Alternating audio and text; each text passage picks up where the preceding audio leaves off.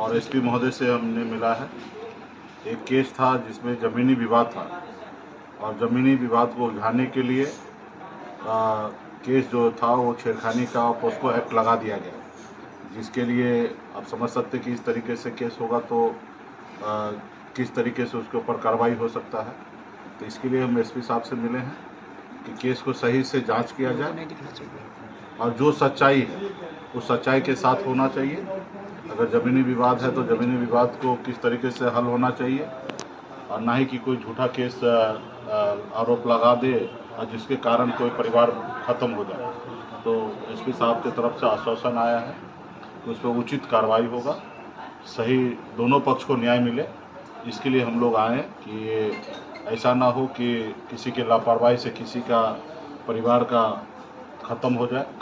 तो आश्वासन हमको मिला है कि सही से इस पर हम लोग जाँच करेंगे और हमें पूरा विश्वास है एसपी साहब इस पे संज्ञान लेकर और सही से जांच करेंगे, दोनों पक्ष को न्याय मिलेगा। अब कहा जा रहा है कि अभी जो भारत की जो विदेश नीति है वो उसमें हस्तक्षेप कर रही है अमेरिका, उसको कैसे देखते हैं? नहीं, देखिए, आज तक तो नहीं ऐसा हुआ।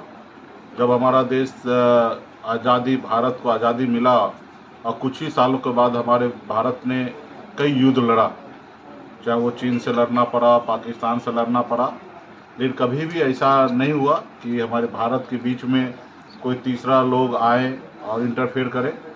हाँ, बीच बचाव के लिए लोग आना चाहिए, देश में जब भी तनाव फैलता है तो आते हैं, लेकिन इस तरीके से सामने से आकर और पहले वो ट्वीट करना और पूरे दुनिया में घूम घूम के जाके बताना कि हमने भारत और पाकिस्तान को युद्ध मैंने रुकवाया, और रुकवाया इसलिए हमने धमकी दिया कि आप युद्ध को रोको नहीं तो आपके साथ व्यापार हम बंद कर देंगे।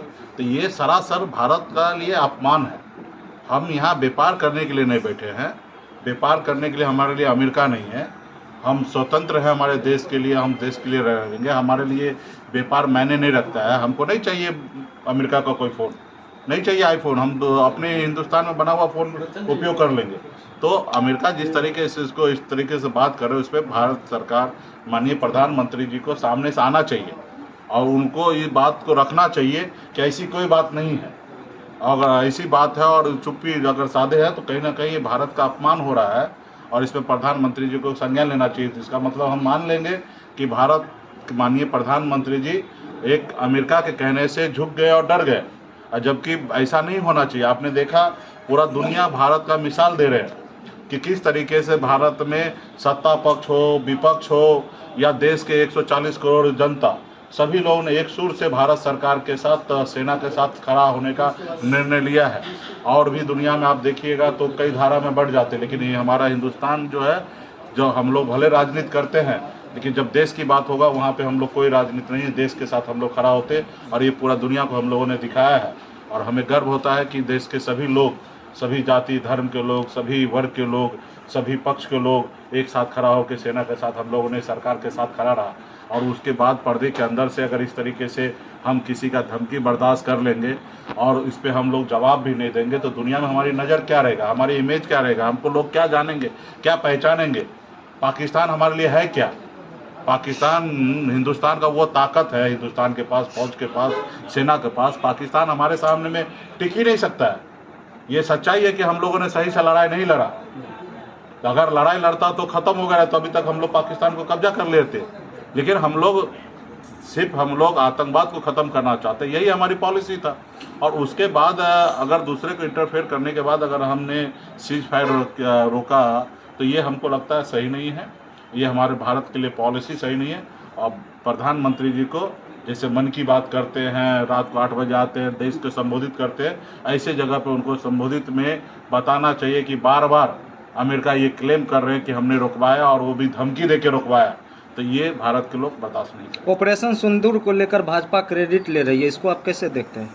देखिए, आप समझते हैं भाजपा का काम ही यही है, आपदा में अवसर ढूंढना, ठीक है, और इन लोगों का राजनीति यही है। तो खैर, इस पे हम लोग क्या कह सकते हैं। देश के लोग देश के सेना के साथ खड़ा है, सेना ने सब चीज़ किया है।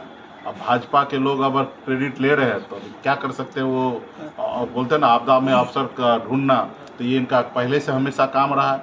2019 में भी पुलवामा में हमारे इतने लोग मर गए और उसका जाके उसके लिए वोट मांगे, अभी भी वही हुआ है।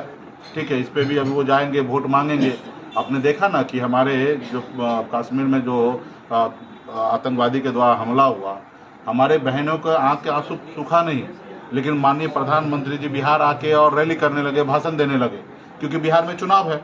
वहीं उत्तर प्रदेश में भी उस सेम डे में रैली था, वहाँ पे उत्तर प्रदेश में कैंसिल किए, इसलिए क्योंकि वहाँ पे अभी चुनाव नहीं है। तो देश के लोगों को ये बात पता है, जब देश के लोगों ने विरोध जताया तब जाके इन लोगों ने बैकफुट पे खड़ा हुआ और इस तरीके से बात किया। तो खैर देश की जनता को पता है कि ये लोग सिर्फ वोट बैंक की राजनीति करते हैं, एक्चुअल में देश के साथ खड़ा है जो देश की जनता और विपक्ष है वो मजबूती से। सर, मंत्री विजय शाह के बारे में क्या हो गया मंत्री विजय अरे हो गया भाई।